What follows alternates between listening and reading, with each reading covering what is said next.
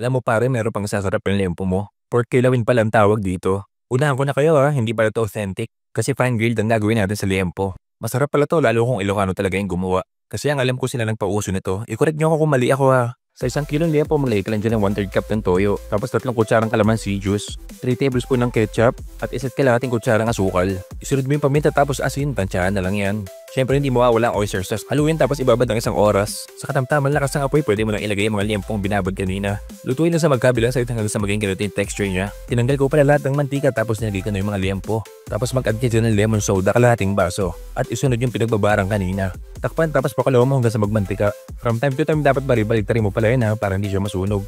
Ang goal natin dito is dapat maging ganito yung itsura niya. Kapag natuyo na tapos nagmantika na, pwede mo nang hanguin yan. Sa mixing bowl, mag-add ka dyan ng 1 cup ng vinegar. Tapos isunod mo yung sibuyas at pepino. Ilagay na rin ang kamatis at sili tapos timpla mo ng asin at paminta. Pwede ka pala mag-add ng asukal niyan pero konting-konti lang Tapos ilagay mo na yung mga liempong ginayat natin kanina. Tignan mo naman, napakainam no? Para mapapaisip ka kung ilom ka ba o kakain Pero pwede rin naman pagsabayin.